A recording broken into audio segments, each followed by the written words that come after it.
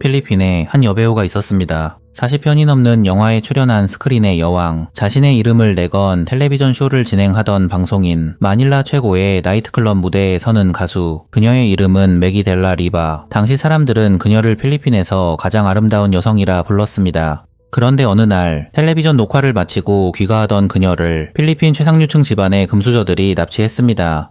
그들은 매기를 호텔로 끌고 가 번갈아 성폭행했고 범행이 끝난 뒤에는 길가에 버려둔 채 떠나버렸습니다. 그날 밤 이후 여배우 매기의 삶은 완전히 파괴되었습니다. 가해자들이 필리핀 최고 권력가의 자제들이었기 때문에 처음에 매기는 침묵을 선택하려 했습니다. 그들과 싸우겠다는 것은 배우로서 쌓아올린 모든 경력과 명성 그리고 평온한 일상 전부를 걸어야 한다는 의미였기 때문입니다. 그럼에도 매기는 침묵하지 않았습니다. 쏟아지는 살해 협박을 견디며 경찰이 제공한 안전가옥으로 몸을 옮겨야 했고 결국 20년이 넘는 연기 인생이 사실상 중단되는 아픔을 겪어야 했습니다. 하지만 그녀는 당당히 법정에 섰고 결국 승리했습니다. 4명의 가해자 전원에게 사형이 선고되었고 그중 3명은 정기의자에서 처형되었습니다. 권력의 정점에 서 있던 이들을 상대로 도대체 어떻게 이런 판결이 가능했던 것일까? 그 답을 찾기 위해 모든 것이 시작된 1967년 6월의 그날 밤으로 돌아가 보겠습니다. 1967년 6월 25일 밤 로헬리오 카냘과 에드가르도 아키노가 하이메 호세의 빨간색 폰티악 투도어 컨버터블을 타고 마닐라 에르미타 지구에 위치한 울로그 칵테일 라운지로 향했습니다. 그들은 그곳에서 술을 마시며 새벽까지 시간을 보냈고 그곳에서 4번째 인물인 바실리오 피네다 주니어가 합류했습니다. 놀랍게도 바실리오 피네다 주니어는 자리에 앉자마자 여배우 매기에 대한 이야기를 꺼냈습니다. 그는 매기가 ABS 방송국에서 심야 녹화를 하고 있다며 방송국에 아는 사람이 있으니 직접 가보자고 말했습니다. 유명 여배우를 가까이에서 볼 수 있다는 말에 4사람은 곧바로 술집을 나와 방송국으로 향했습니다. 녹화 현장에 도착한 이들은 잠시 동안 녹화 중인 매기를 지켜보았습니다. 잠시 후 쉬는 시간이 되자마자 피네다와 카냘이 매기에게 접근을 시도했습니다. 매기는 술에 취한 낯선 남성들이 갑자기 다가오자 그들을 상대하지 않고 급히 자리를 피했습니다. 공개적인 장소에서 거절당한 피네다와 카냘은 자존심에 심한 상처를 입은 상태로 곧바로 현장을 빠져나왔습니다. 밖으로 나온 그들은 담배를 입에 문 채 그녀를 기어코 자신들 앞에 굴복시키고 말겠다는 뒤틀린 복수심을 드러내기 시작했습니다. 1967년 6월 26일 새벽 4시 30분경 매기는 파사이 시티에 위치한 ABS 스튜디오에서 밤샘 녹화를 마치고 귀갓길에 올랐습니다. 그녀가 직접 운전대를 잡았고 조수석에는 그녀의 일정을 돕던 가정부 헬렌 칼데론이 함께 타고 있었습니다. 피곤한 몸을 이끌고 퀘존시티 뉴 마닐레에 있는 자택으로 향하던 매기는 백미러 너머로 자신을 끈질기게 따라붙는 한 대의 차량을 발견했습니다. 놀랍게도 그 차량은 4명의 남자가 타고 있는 폰티악 투도어 컨버터블이었습니다. 당시 필리핀에서 이런 고가의 외제차를 타고 다닐 수 있는 사람은 극히 드물었기에 매기는 처음에는 그저 철없는 부잣집 청년들의 짓궂은 장난 정도로만 생각했습니다. 하지만 붉은 폰티악의 움직임은 갈수록 위협적으로 변했습니다. 지그재그로 차선을 넘나들며 매기의 차를 가로막는가 하면 눈이 멀 정도로 강력한 상향등을 깜빡이며 심리적인 압박을 가해왔습니다. 공포를 느낀 매기는 속도를 높여 집을 향해 빠르게 도망쳤습니다. 마침내 자택 근처인 뉴 마닐라 12번가에 도착했을 때 붉은 폰티악이 갑자기 옆에서 튀어나오며 매기의 앞을 가로막았습니다. 충돌을 피하기 위해 다급히 브레이크를 밟으며 핸들을 꺾었지만 매기의 차는 결국 자택 앞 전신줄을 들이받고서야 멈춰 섰습니다. 당황한 매기가 차창을 내리고 항의하려던 그 순간 붉은 폰티악에서 한 남자가 튀어나왔는데 차에서 나온 남자는 바실리오 피네다 주니어였습니다. 그는 곧장 매기의 차로 달려와 문을 강제로 열고 그녀의 왼쪽 팔을 거칠게 잡아당겼습니다. 매기는 비명을 지르며 운전대를 필사적으로 붙잡았고 헬렌 칼데론 역시 차에서 내려 그녀를 놓치지 않으려 안간힘을 썼습니다. 하지만 두 여성의 힘만으로는 그를 막을 수 없었습니다. 피네다는 매기를 폰티악 쪽으로 끌고 갔고 차 안에 있던 나머지 3남자도 달려들어 그녀의 목과 팔다리를 붙잡은 채 뒷좌석 안으로 밀어 넣었습니다. 가정부 헬렌은 길바닥에 내팽개쳐졌고 폰티악은 요란한 굉음을 내며 브로드웨이 거리 방향으로 순식간에 사라졌습니다. 집 앞에서 벌어진 이 대담한 납치극은 불과 몇 분 만에 끝이 났습니다. 필리핀 최고의 여배우가 자택 앞 가로등 불빛 아래에서 한순간의 흔적도 없이 사라진 것이었습니다. 납치된 매기는 하이메 호세와 에드가르도 아키노 사이에 끼인 채 뒷좌석에 강제로 앉혀졌습니다. 운전대는 바실리오 피네다가 잡았고 조수석에는 로헬리오 카냐리 앉아 있었습니다. 매기는 울면서 자신을 놓아달라고 애원했습니다. 그녀는 아버지가 돌아가신 뒤 홀로 남은 어머니를 모시며 가족의 생계를 책임지고 있는 유일한 가장이라며 절박하게 호소했습니다. 하지만 이들의 반응은 차갑다 못해 잔혹했습니다. 당시 에드가르도 아키노는 그녀를 비웃으며 이렇게 말했습니다. 아버지가 죽었다니 오히려 다행이군. 너를 위해 복수해줄 사람이 없을 테니까. 호세는 그녀를 끌어안고 강제로 입을 맞추려 했고 아키노는 그녀의 허벅지에 손을 올린 채 치맛자락을 들어 올렸습니다. 그들은 계속 저항하는 그녀를 향해 조용히 하지 않으면 톰슨 기관총으로 쏴버리거나 얼굴에 산을 끼얹겠다고 협박했습니다. 그제야 매기는 자신이 어떤 사람들에게 붙잡혔는지 조금씩 깨닫기 시작했습니다. 얼마 뒤 짐승들의 자동차가 파사이 시티에 위치한 스완키 호텔이라는 이름의 허름한 모텔에 도착했습니다. 이곳은 가해자 중 한 명인 피네다와 연줄이 있는 업소였습니다. 매기는 이미 눈이 가려진 상태였고 그들은 그녀를 차에서 내려 호텔 2층 방으로 끌고 올라갔습니다. 방 안에 들어서자마자 매기는 침대에 앉혀졌고 잠시 후 눈가리개가 풀렸습니다. 눈앞에는 4명의 남자가 서 있었습니다. 피네다와 아키노는 그녀 앞에 서 있었고 호세와 카냐른 그녀의 곁에 앉아 있었습니다.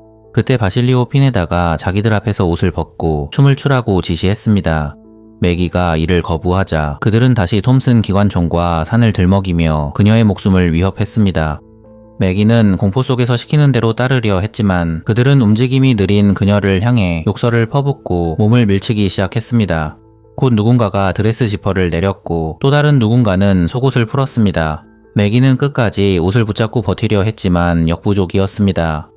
그들은 약 10분 동안 실오라기 하나 걸치지 않은 매기의 신체를 관찰하며 비열한 조롱을 쏟아냈고 두세 차례 몸을 돌려보라고 지시하기도 했습니다. 이 끔찍한 구경이 끝난 뒤 이들은 매기를 추행하기 시작했습니다. 하이메 호세를 시작으로 에드가르도 아키노, 바실리오 피네다, 그리고 마지막으로 로헬리오 카니알까지 4명의 남자는 한 명의 여성을 무참히 짓밟으며 그녀의 영혼까지 파괴해버렸습니다. 이렇게 가해자들은 범행을 마친 뒤 매기에게 옷을 다시 입으라고 했습니다. 그리고 아무 일도 없었던 것처럼 보이게 하려고 얼굴을 씻고 머리를 빗으라고 강요했습니다. 그들은 누군가 오늘 이를 묶거든 접대부로 5인대 붙잡혔다가 자신이 여배우라는 사실이 밝혀지자 풀려났다고 말하라고 시켰습니다. 이후 매기는 다시 눈이 가려진 채 차에 실렸습니다. 비틀거리던 그녀는 제대로 걷지도 못했고 결국 부축을 받다시피 다시 차 안으로 옮겨졌습니다. 차 안에서는 하이메 호세가 다른 사람들 눈에 띄지 않도록 매기의 머리를 자신의 무릎 위로 억지로 눌러놓고 있었습니다. 한편 남자들은 어디에 그녀를 내려놓을지 상의한 끝에 마치 방송국에서 막 나온 것처럼 보이게 하려고 방송국 근처 프리프레스 빌딩 앞에 내려주기로 했습니다. 마지막으로 그들은 매기에게 다시 한번 경고했습니다. 경찰에 알려봐야 소용없어.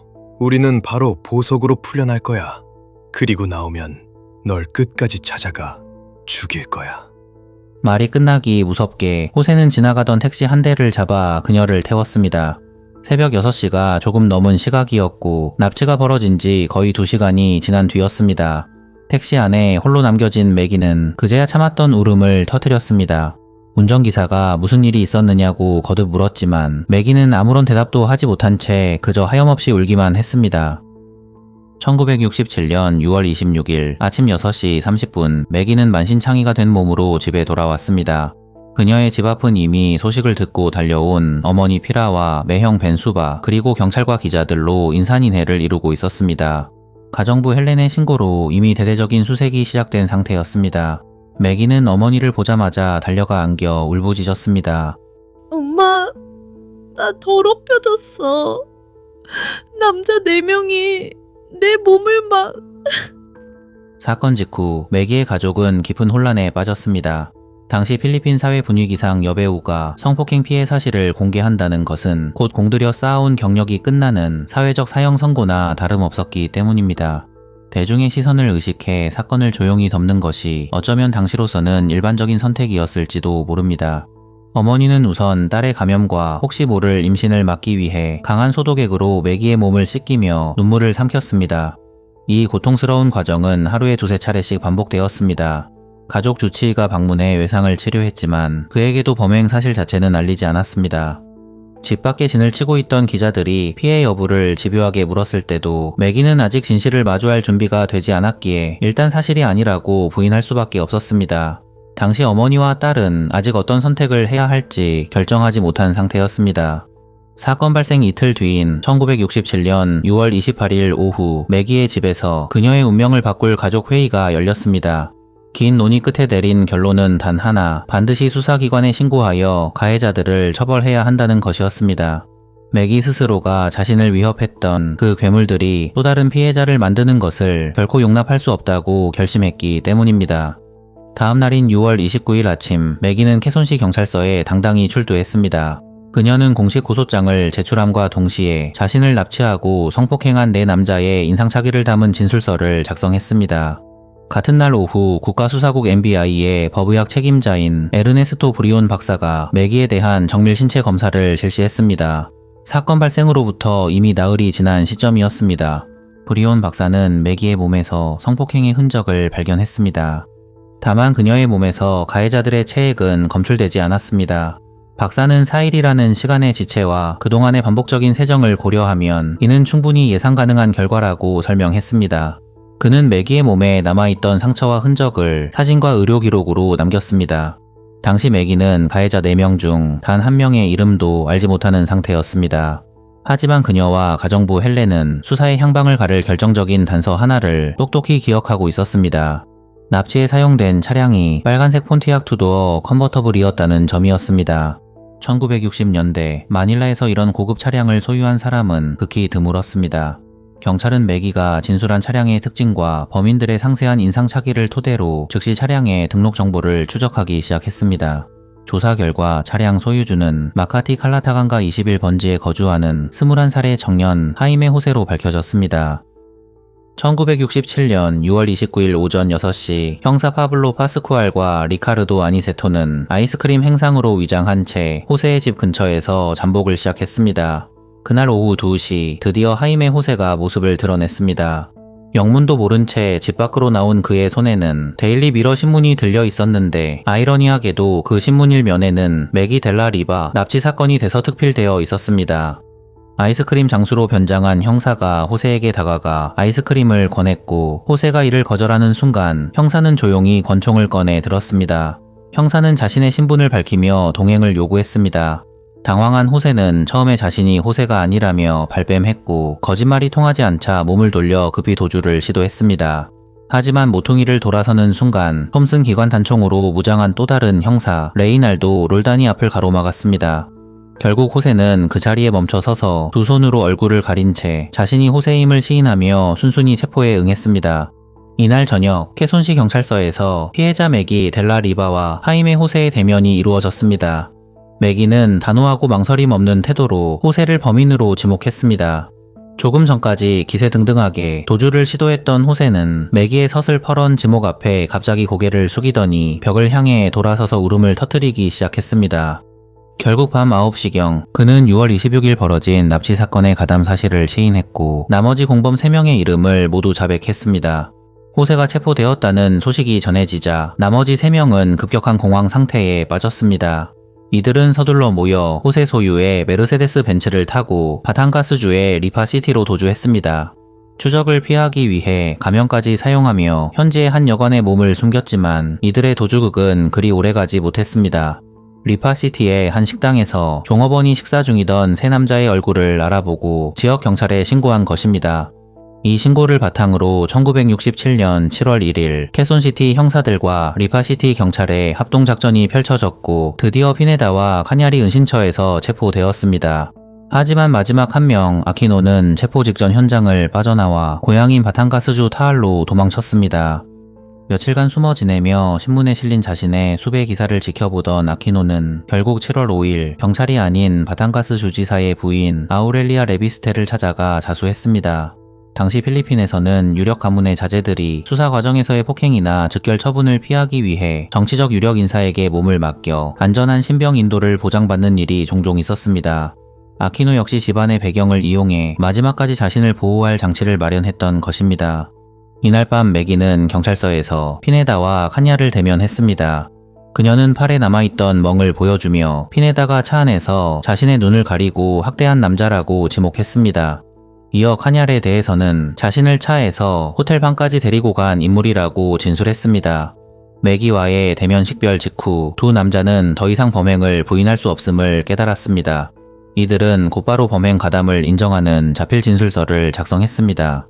이로써 사건이 발생한 지 단 열흘 만에 필리핀 전역을 충격에 빠뜨렸던 4명의 범인 전원이 경찰에 붙잡혔습니다. 사건의 주인공 매기 델라 리바는 1942년 9월 3일 필리핀 마닐라에서 태어났습니다. 어린 시절부터 발레를 배우며 풍부한 예술적 감성을 키워온 그녀는 명문 교육기관인 메리크놀 대학과 세인트 테레사 대학을 졸업한 지성미 넘치는 재원이었습니다. 그녀가 대중에게 본격적으로 이름을 알리기 시작한 것은 1963년이었습니다. 당시 필리핀에서 가장 권위 있는 미인 대회 중 하나였던 미스 칼텍스에서 최종 5인에 오르며 화려하게 데뷔했습니다. 하지만 스포트라이트 뒤에 숨겨진 그녀의 실제 삶은 무거운 책임감의 연속이었습니다. 아버지 후안 델라 리바가 세상을 떠난 뒤 매기는 홀로 남겨진 어머니와 가족들의 생계를 홀로 책임져야 하는 실질적인 가장이 되었습니다. 그녀가 영화 한 편당 8,000페소를 받고 라디오와 텔레비전 프로그램까지 쉴 틈 없이 소화했던 이유도 결국 가족을 부양하기 위해서였습니다. 당시 그녀는 배우이자 가수로 활동하며 마닐라의 주요 나이트클럽 무대에 꾸준히 섰고 ABS 채널 3에서는 자신의 이름을 내건 프로그램 매기를 진행할 만큼 높은 인기를 누리고 있었습니다. 그런데 이 성실하고 아름다운 여배우의 일상을 지켜보던 불길한 시선들이 있었습니다. 바로 마닐라의 밤거리를 지배하던 일명 골든보이즈라 불리는 상류층 자제들이었습니다. 유력 정치인, 경찰 간부, 그리고 부유한 사업가의 아들들로 구성된 이들은 자신들의 막강한 권력을 등에 업고 연예인이나 사교계 인사들을 괴롭히는 것을 일종의 유의로 여기던 자들이었습니다. 범행 차량인 붉은색 폰티악의 소유주 하이메 호세는 판판가 지역의 저명한 의사인 아버지와 성공한 사업가인 어머니 사이에서 태어난 전형적인 상류층 자제였습니다. 당시 그는 명문 드라살 대학교 공학과에 재학 중이었으며 자신의 이름을 딴 하이메 호세와 델타스라는 밴드의 리더로 활동하며 화려한 사교계 생활을 즐기고 있었습니다. 그런데 하이메 호세에게는 더욱 믿기 힘든 전과가 있었습니다. 매기 델라 리바 사건이 발생하기 약 1년 전인 1966년 7월 4일 호세는 제나이다 데라 크루스라는 여성을 강제로 납치하여 성폭행한 혐의로 이미 별도의 재판을 받고 있던 상태였습니다. 황당하게도 그는 첫 번째 범죄에 대한 법적 심판이 끝나기도 전에 보란듯이 두 번째 범행을 저지르는 대담함을 보였습니다. 범행을 주도한 핵심 인물인 바실리오 피네다 주니어의 배경은 더욱 충격적입니다. 그의 아버지는 마카티와 파사이 지역의 전직 경찰청장이었습니다. 피네다는 이미 결혼해 두 아이를 둔 유부남이었음에도 불구하고 신인 여배우들을 대상으로 한 범죄에 상습적으로 가담해온 갱단의 일원이었습니다. 그는 평소 매기에게 구애했다가 거절당한 것에 앙심을 품고 있었으며 그녀의 방송 스케줄을 미리 파악해 이번 범행을 치밀하게 계획했습니다. 에드가르도 아키노는 변호사이자 회계사인 아버지의 아들로 명문대 저널리즘학과 2학년에 재학 중이었고 로엘리오 카냘 역시 퇴직교장의 아들이자 건축학을 전공하는 학생이었습니다. 특히 카냘의 오른쪽 엉덩이에는 당시 필리핀에서 악명 높던 바할라나 갱단의 문신이 새겨져 있었는데 이는 그들이 평범한 대학생이 아닌 폭력적인 범죄 집단과 긴밀히 연결되어 있었음을 보여주는 증거였습니다. 당시 이들이 타고 다녔던 붉은색 폰티악 컨버터블은 단순한 이동 수단이 아니었습니다. 그것은 법 위에 군림한다는 특권의식의 상징이었고 그들은 밤마다 이 차를 타고 마닐라 거리를 누비며 자신들의 뒤틀린 권력에 취해 있었습니다. 조사 과정에서 매기는 더욱 충격적인 사실을 폭로했습니다. 이들이 자신뿐만 아니라 무려 65명에 달하는 연예계 여성들을 상대로 유사한 범죄를 저질러 왔다는 증언이었습니다.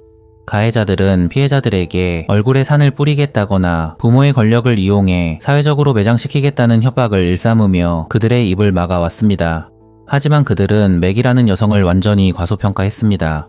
아버지를 여의고 집안의 가장으로서 산전수전을 겪으며 단단해진 그녀의 내면은 권력자들의 비겁한 협박에 결코 굴복하지 않았습니다. 고소 이후 가해자 측 지인들로부터 끊임없는 살해 협박이 쏟아졌고 결국 경찰이 제공한 안전가옥으로 거처를 옮겨야 하는 긴박한 상황에서도 매기는 단 한 번도 고소를 취하할 생각을 하지 않았습니다. 결국 공고해 보였던 골든보이즈의 성벽에 정의라는 이름의 균열이 가기 시작했습니다. 1967년 7월 11일 퀘존시티 제1심 법원에서는 필리핀 사법 역사상 가장 뜨거운 관심을 모았던 재판이 시작되었습니다. 이 역사적인 재판의 지휘봉은 루르데스 파레데스 산디에고 판사가 잡았습니다.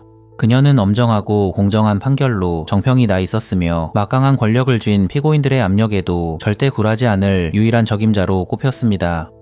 법정에 들어선 가해자들에게서 반성의 기색은 찾아볼 수 없었습니다. 오히려 그들은 매기의 명예를 철저히 짓밟는 파렴치한 방어 전략을 구사했습니다. 바실리오 피네다는 재판 도중 성폭행이 아니라 매기가 1000페소를 받기로 하고 자발적으로 스트립쇼를 해준 것이라는 황당한 주장을 펼쳤습니다. 심지어 자신이 계약금으로 100페소를 먼저 건넸다는 구체적인 거짓말까지 늘어놓았습니다. 다른 피고인들 또한 매기의 몸에 남은 상흔은 성폭행을 당한 것처럼 보이기 위해 스스로 낸 자작극이라며 피해자를 모욕했습니다. 결정적으로 그들은 그녀의 몸에서 자신들의 체액이 발견되지 않았다는 점을 무죄의 근거로 내세웠습니다. 하지만 국립수사국 MBI의 법의학 전문가 에르네스토 브리온 박사의 증언은 이들의 비겁한 변명을 정면으로 반박했습니다.